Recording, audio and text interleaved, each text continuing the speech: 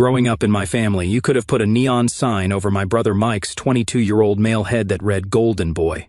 He could break every rule in the book, and somehow my parents, Sharon and Doug, would still manage to twist things around so that it wasn't his fault. Meanwhile, I, Eli, a 21-year-old male, was stuck as the scapegoat. If Mike broke something, it was my fault for not keeping an eye on him. If he failed a class, it was because I didn't help him study. You get the picture. Mike always had this ridiculous sense of entitlement, like everything I had automatically belonged to him too. When we were kids, he'd steal my toys and destroy them. I remember one time I saved up for months to buy this fancy RC car I'd been wanting forever. The thing was awesome, super fast, sleek design, and even had working headlights. Mike begged me to let him play with it, and like an idiot, I gave in. He smashed it into a curb within 5 minutes and laughed about it. When I ran to my mom crying, she just said, "Boys will be boys. You can't expect him to be careful at his age." He was 12, old enough to know better. By the time we were teenagers, the theft got worse. Mike would take my clothes, my money, even my bike.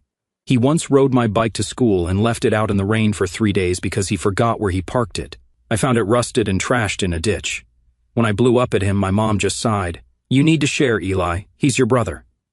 Meanwhile, my parents acted like I was some kind of charity case they were being forced to support. I worked my butt off babysitting, mowing lawns, and shoveling driveways to save for college, but I still had to ask them for little things like gas money or help buying school supplies. Every time, it came with a lecture about learning the value of money and how it's not our job to spoil you. Then there was Mike, the golden boy, who could destroy anything he touched, and my parents would bend over backward to replace it. His first car, a crappy old Toyota, lasted 6 months before he totaled it driving like a maniac. My parents bought him another car, a beat-up Honda, which he wrecked within a year. Did they let him suffer the consequences? Of course not. They just found him another junk car, saying, "He's young, he'll learn." I didn't even get a chance to learn. By the time I turned 18, I'd had enough. After one particularly bad fight where Mike managed to break my laptop by borrowing it and then blamed me for leaving it somewhere he could grab it, I decided to leave. I called my Uncle Frank, my mom's older brother, who'd always been the only sane adult in my life. Uncle Frank is a retired cop, no nonsense but fair, and he agreed to let me move in with him. He even gave me his old truck, a Ford F-150 that had been with him for years. The F-150 wasn't flashy, but it was solid, a workhorse. It had a few dents and scratches from Frank's years on the job, but I didn't care. It was mine, and it was the first thing in my life I didn't have to share with Mike. That truck became my pride and joy. I kept it clean, learned how to do basic maintenance on it, and even started doing small side gigs hauling stuff for people. It gave me independence, which I desperately needed after 18 years of being treated like an afterthought. Of course, Mike hated the truck. He couldn't stand that I had something he didn't. Anytime I drove it over to my parents' house, he'd find some excuse to complain. "Why do you get a truck?" he'd whine. "Mom and Dad didn't buy me a truck. That's not fair." I'd remind him again and again that Uncle Frank gave it to me, not our parents, but it didn't matter. In Mike's mind, anything nice I had was something he was entitled to. Things came to a head when Mike wrecked his third car. He was driving like an idiot, as usual, and smashed it into a street pole. He showed up at my parents' house the next day, acting like the world had ended. "What am I supposed to do now?" he complained. "I need a car to get to work." My mom looked at me like I was holding the solution to all of life's problems. "Eli, why don't you let your brother borrow your truck? He really needs it." I didn't even hesitate. "No." Mike's jaw practically hit the floor. "What do you mean, no? You don't even use it all the time." "It's my truck," I said, "and I'm not letting you wreck it like you wrecked your other cars." Cue the guilt trips. My mom started in with, "Eli, he's your brother. Family helps family." My dad chimed in, "You're being selfish. You can take the bus for a few days." But I wasn't budging.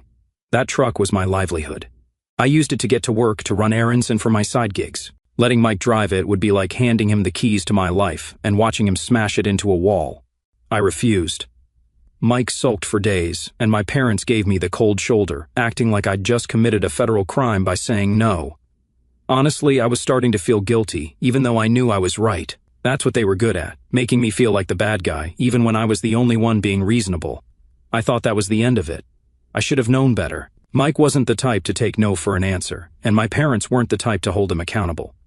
What happened next was the start of a disaster I'll never forget. I should have known Mike wasn't going to let it go. The thing about him is that he doesn't hear no the way normal people do. To Mike, no just means try again later, figure out how to get around it. I didn't see it at the time, but when he wrecked his third junk car and I refused to lend him my truck, He wasn't defeated. He was planning his next move. A few days after our argument, I was leaving work and heading to the parking lot. I always parked my truck in the same spot, a little further out where fewer cars would be around to ding it. But when I got there, my truck was gone.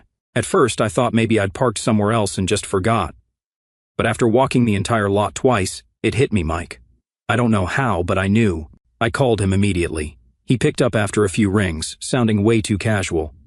"Hey bro, what's up? Where's my truck, Mike?" I asked, trying to keep my voice steady even though I was seeing red. "Oh, don't worry about it. I just borrowed it for a bit. I'll bring it back soon," he said, like it was no big deal. "Are you kidding me? Bring it back right now or I'm calling the cops." "You're overreacting," he scoffed. "It's just a truck." I hung up and started pacing. How the hell had he even gotten into my truck?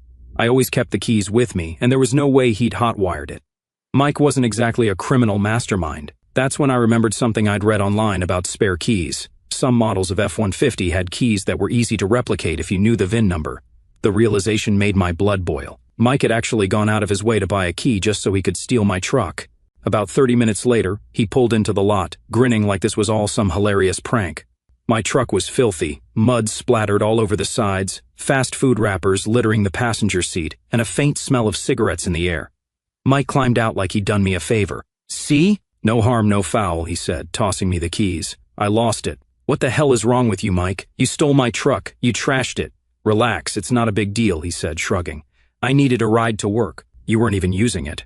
"Are you insane?" I snapped. "You don't get to decide when I'm not using my truck. You have no idea how much I rely on it." At this point, a couple of my coworkers were walking by, and I could tell they were trying not to stare. Great. On top of everything else, Mike was making a scene and embarrassing me in front of people I work with.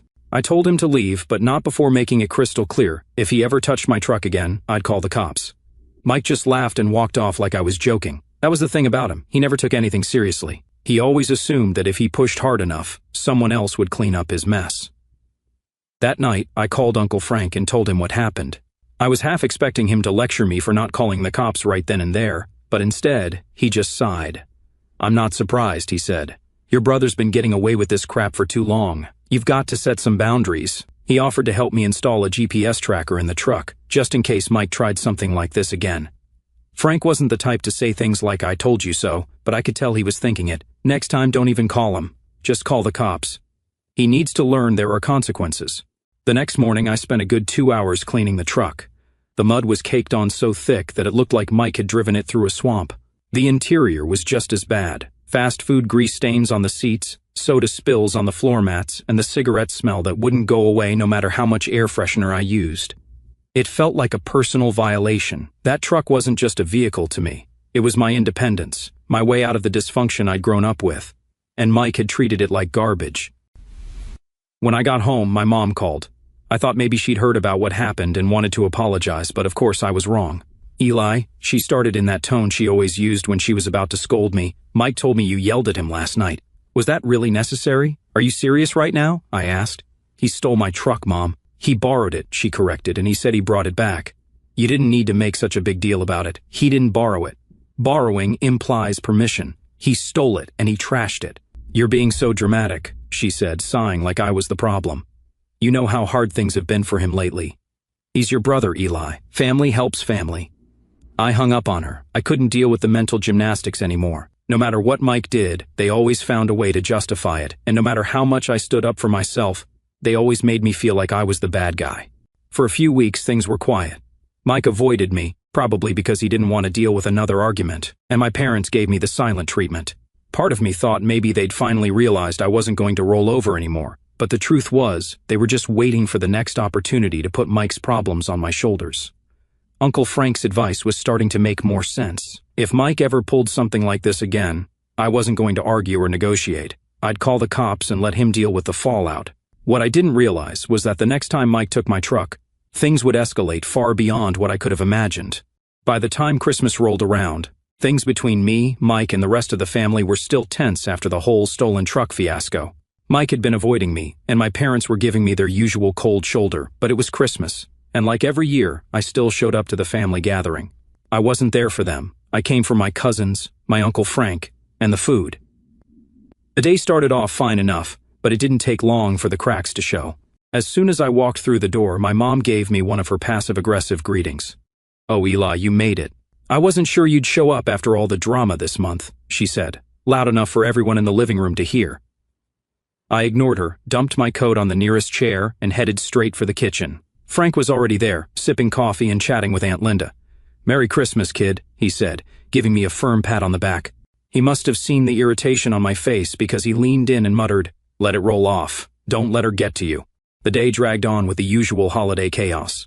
Kids running around, aunts and uncles arguing over politics, and my mom sneaking in little digs whenever she thought no one was listening. "Eli's gotten so protective of that truck," she said to one of my cousins. "It's like he thinks it's made of gold." I clenched my jaw but stayed quiet. No point in starting a fight over Christmas dinner. Mike, on the other hand, was acting unusually quiet. He stayed glued to his phone most of the day, barely making eye contact with anyone. It felt off, but I figured he was sulking because I'd shut him down so hard last time we spoke. I didn't care. I was happy to have him stay out of my way. As the evening wore on, I noticed something odd. My truck keys, which I always kept clipped to my belt loop, were missing. At first, I thought maybe I'd dropped them somewhere, so I started retracing my steps. I checked the kitchen, the living room, even the bathroom, but they were nowhere to be found. That's when the dread started creeping in. I stepped outside, and sure enough, my truck wasn't parked in the driveway where I'd left it. I felt my stomach drop. Pulling out my phone, I opened the GPS tracker app. The little dot that represented my truck was already a few miles away, moving fast. I stormed back inside and called Mike. "Where's my truck, Mike?" I demanded. He didn't even try to deny it. "Relax, bro. I'm just picking up a friend. I'll bring it back in like an hour." "You stole my truck again?" My voice was loud enough to make everyone in the room stop what they were doing. "It's not stealing if we're family," Mike said, shrugging. "Don't be so uptight. It's Christmas." Before I could respond, Frank walked in, immediately sensing the tension. "What's going on?" he asked. "Mike took my truck again," I said, practically shouting. Frank's jaw tightened, but before he could say anything, my mom swooped in. "Oh, come on, Eli, it's Christmas. Can't you just let it go for one day?" "No, I can't let it go," I snapped. "It's not his truck, and he has no right to take it." Frank gave me a nod and pulled me aside. "Check the tracker. Let's see where he's headed." I opened the app, and that's when I noticed something terrifying. The truck's dot had stopped moving, and it was in the middle of a highway exit ramp. I immediately called Mike, but he didn't pick up. The third time I tried, he finally answered. "What now?" he said, sounding annoyed. "Where are you? The tracker says you're on the highway." There was a pause, and then his tone shifted. Yeah, about that. I kind of lost control on the ice. The truck's fine, though. It's just stuck in a ditch." "You what?" I yelled, making no effort to hide my fury. Everyone in the room was staring now. Mike mumbled something about the roads being bad and hung up. I threw on my coat, grabbed Frank, and headed for the door. "We're going to get my truck," I said, ignoring my mom's half-hearted "be nice to your brother." When we got to the scene, my truck was nose-deep in a snowbank. The front bumper was crumpled, the left headlight shattered, and the grille was bent beyond recognition. Mike was standing by the side of the road, his arms crossed, like this whole thing was somehow my fault. "It's not that bad," he said as I stepped out of the car. "It's just cosmetic." "You wrecked my truck," I said through gritted teeth. "What the hell were you thinking?" "The roads are icy," he shot back. "It's not my fault." At that moment, a police cruiser pulled up behind us, lights flashing. I wasn't surprised. Someone probably called it in. The officer stepped out, looked at the truck, then at Mike. "What happened here?" he asked. Before Mike could say a word, my mom and dad pulled up in their van, rushing over like they were here to save the day. "Officer, this is all a misunderstanding," my mom started. "Eli was driving and—" "Don't even start," I cut her off. "Mike stole my truck. I have the GPS logs to prove it." The officer raised an eyebrow and turned to Mike. "Is that true?" Mike stammered, but Frank jumped in. "He's been drinking, too. You might want to check." Sure enough, they gave Mike a breathalyzer, and he failed. He was cuffed on the spot for driving under the influence and driving on a suspended license. My mom started wailing, begging the officer to be reasonable, but Frank shut her down. "Enough, Sharon. Let him face the consequences for once." I stayed silent as they loaded Mike into the cruiser. My truck was pulled out of the ditch, but the damage was done. As we drove back to the house, Frank glanced over at me. "Next time, don't wait for him to screw up. Call the cops the moment he pulls this crap." He was right, but this was just the beginning. Mike wasn't done causing chaos, and I was far from done dealing with it. The ride back to the house after Mike's arrest was dead silent. My parents sat in the front of their van, probably stewing over how unfair it was that Mike got arrested. Frank and I were in the back seat, and he looked as calm as ever. That's one thing about Frank. Nothing rattles him. But me? I was pissed, not just at Mike, but at my parents for enabling him for so long. They hadn't said a word to me, but I knew what was coming. The moment we walked through the front door, my mom spun around, her face red with anger. "How could you let this happen to your brother?" she hissed. I stared at her in disbelief. "Let this happen? He stole my truck, wrecked it, and was drinking while driving on a suspended license. That's on him, not me." "He's your brother," she snapped. "You should have handled this privately, not dragged the cops into it." Frank stepped in before I could explode.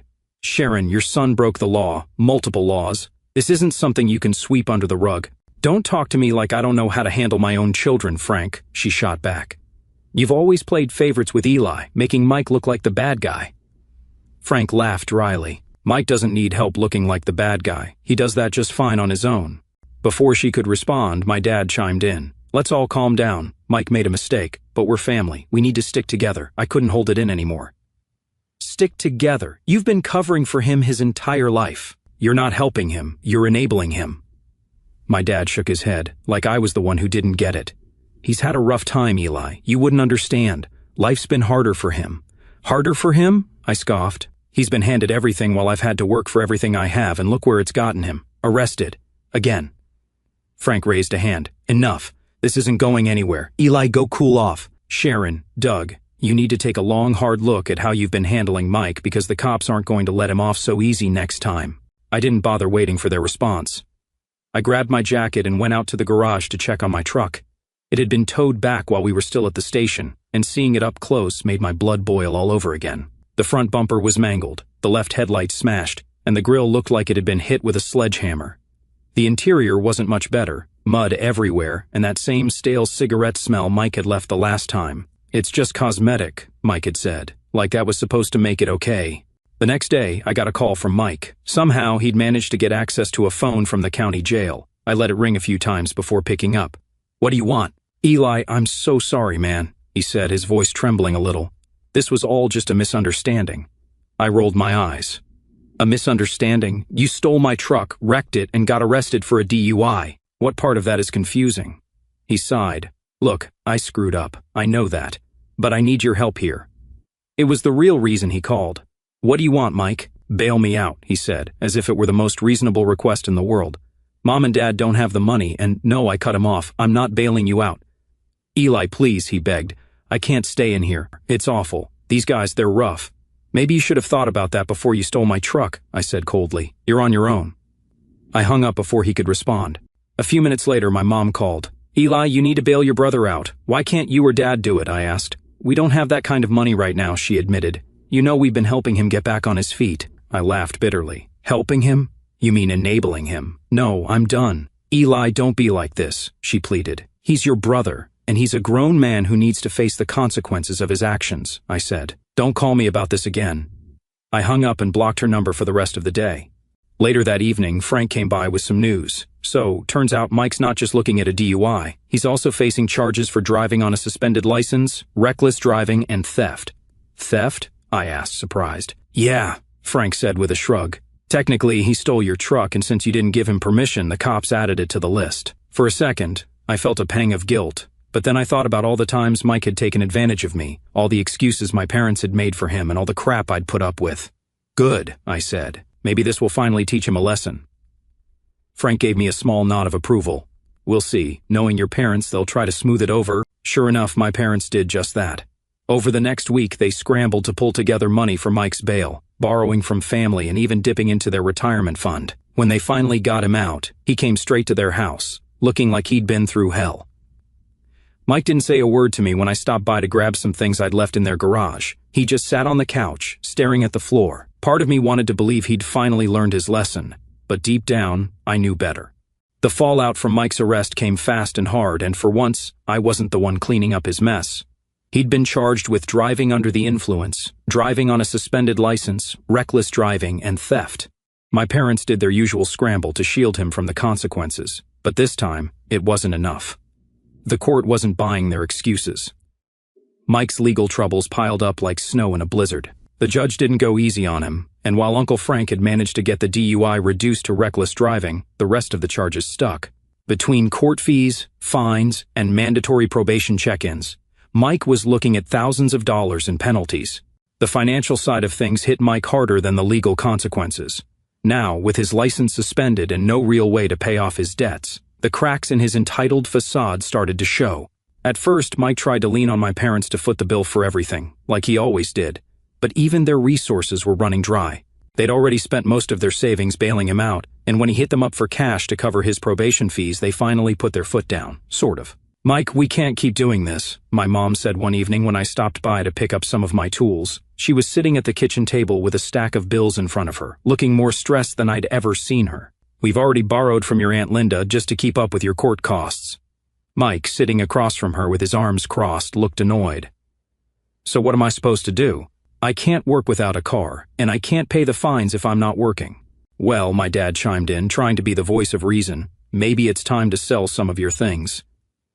The look on Mike's face was priceless. You'd think they just asked him to sell a kidney. "Seriously? You want me to sell my stuff because of one little mistake?" "It wasn't one mistake, Mike," I cut in from the doorway. "It was a series of bad decisions that got you here. Maybe it's time you face the consequences." He glared at me but didn't say anything. It was clear he didn't have a leg to stand on. Over the next few weeks, Mike's financial situation got worse.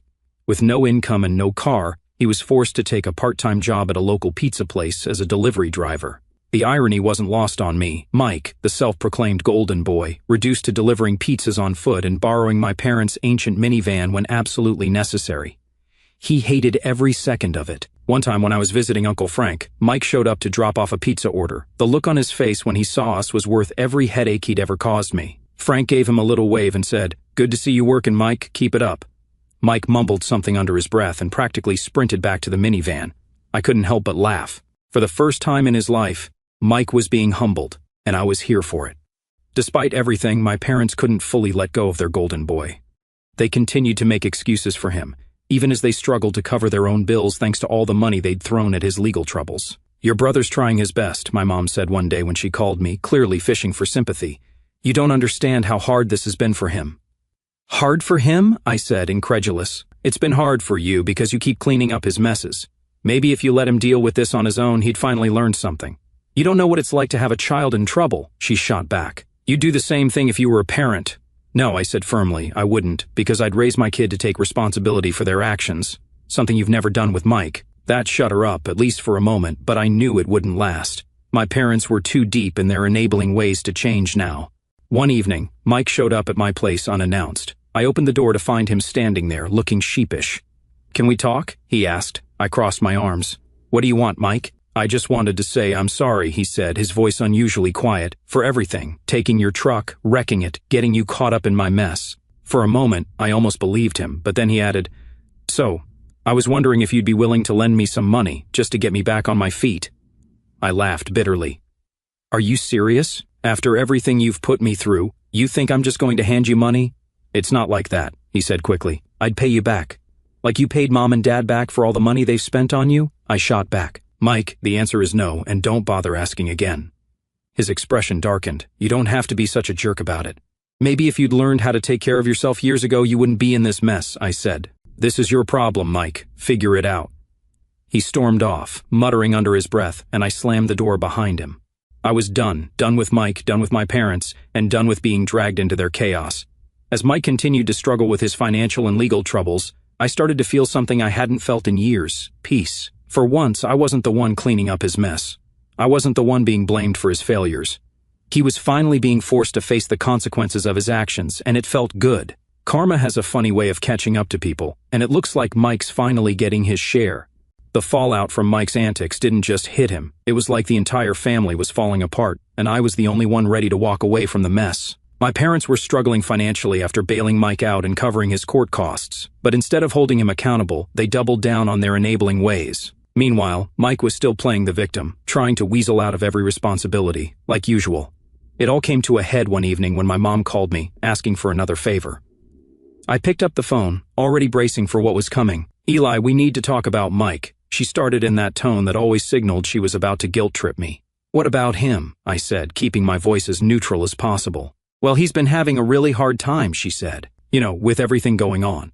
The legal trouble, the job situation. We were hoping you could, I don't know, maybe let him stay with you for a little while, just until he gets back on his feet." I couldn't believe what I was hearing. "Are you kidding me?" I asked. "After everything he's done, you want me to take him in?" "It's not like that, Eli," she said, sounding exasperated. He just needs a little support right now. He's your brother." I let out a bitter laugh. "No, Mom. If you want to keep enabling him, that's on you, but I'm done." After I hung up, I knew I was done. Not just with Mike, but with my parents, too. For years, they treated me like I was less important.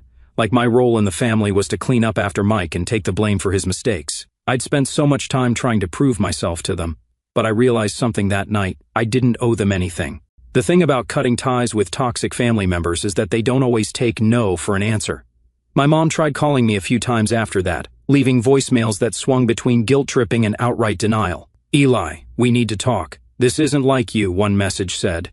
Another one was more dramatic. "I don't know what we did to deserve this, but you're breaking this family apart." Each time, I deleted the messages without listening to the rest. I didn't owe them an explanation. I'd already made my decision, and I absolutely don't regret it.